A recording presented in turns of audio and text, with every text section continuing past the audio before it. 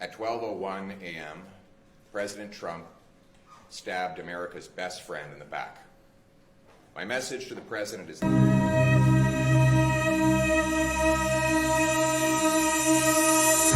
Abusua, video na then abeto abontin. Aha, GM Tamas. Show video ni na then akyere mo. Ama mahwefo so mo hu. Nea ekokosie tamsa kwanya we so na mo share video no so na mo hu. Nea yekọ. Video no ha no. Aha, GM Tamas. Follow me. Na yento ayen komo hwehwe no so. Nti yenko na ho video no. Kwanya efa so a ene mani na then ekọ so. At 12:01 a.m., President Trump stabbed America's best friend in the back. My message to the President is this: Canada will fight back. We will defend our people and our economy, and we will put Canada first.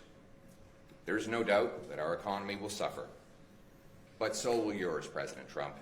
In fact, you're already paying the price, with trillions of dollars erased in stock market value over the last month of these threats.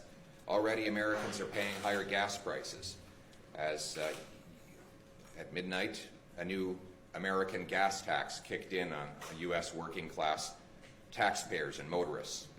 Your workers will soon start losing jobs they had upgrading Canadian raw materials, which, by the way, you were getting at an incredible and ridiculous bargain.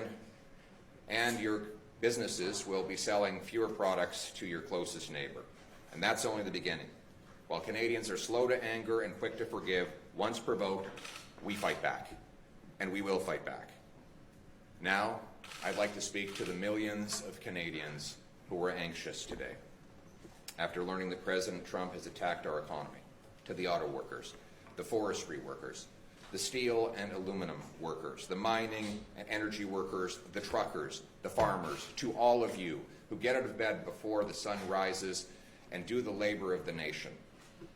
You are afraid right now, and I understand. I want you to know that I will fight for you. I will fight for your job. I will fight for your family. I will fight for your chance at owning and paying off a home, and I will fight for your retirement. And I will fight to put Canada first. Before these tariffs came in this morning, you must have been asking yourself, how could things get any worse? Before these tariffs, you were already suffering. You wondered how you'd pay the rent, or eventually dream of buying a home after housing costs had doubled over the last decade, rising faster than in any other G7 country. You've downgraded your diet, as food prices have risen 37% faster in Canada than in the United States over the last 5 years. You might be one of the 2 million people, a record-breaking number, lined up at food banks, a number that has more than doubled before these tariffs applied. You've likely noticed that your paycheck is not keeping up with the record inflation, as Canada's GDP has grown less and lower than any other G7 country over the last decade. You might have noticed that your company has already been moving jobs to the United States, as greedy and self-serving CEOs put their share prices ahead of your job, and $500 billion net has left from Canada to Trump's America under the current Liberal government. And now this. But I'm here with a message of hope. We will overcome this attack on our economy, and I have a plan to do it. First, we must retaliate, targeting American goods in the following order. A, goods that we can make ourselves. B, goods we don't need. And C, goods we can get from elsewhere. Second, counter tariffs must not be a cash cow for the government. Almost every penny of the tariffs collected should go to tax cuts, with a small sum set aside for targeted relief to workers hardest hit by the trade war. None of the money should go to new government spending and programs. We must not allow politicians to dishonestly use this crisis to once again launch a debt-fueled, money-printing spending spree that will drive up inflation and further destroy the working class and hit the poorest people the hardest.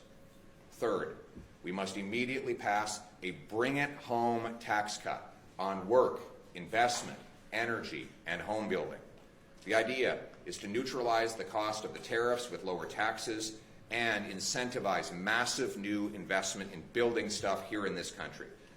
The obvious place to start is to get rid of the Liberal carbon tax, then axe the sales tax on new homes. We need to reverse the Liberal capital gains tax hike and slash income tax so that hard work pays off and you bring home more of each dollar you earn. Fourth, we must immediately repeal the Liberal No New Pipelines Law, C-69, a law that not only blocks all pipelines but stops mines, refineries, export plants, and all kinds of other energy infrastructure and makes us hopelessly reliant on one customer, the Americans, a customer we cannot count on anymore. We must greenlight LNG plants that Liberals say there is no business case for, so that we can no longer have to sell our 100% of our LNG, our gas exports to the Americans. We can sell it to Asia and Europe and help break the European dependence on Putin, turning dollars for dictators into paychecks for our people. 5, you know what industry Donald Trump does not control in Canada? Home building. It is a homegrown industry. We must get rid of all taxes and red tape to unleash the biggest home building boom this country has ever seen, bigger than the post-war boom when our heroes were coming back from that war. We need to build homes faster than ever, and that means removing the bureaucracy, the red tape, the taxes, and the gatekeepers, and I will make it happen. That will also boost the demand for softwood lumber. The loggers are suffering after Biden hit them with tariffs already.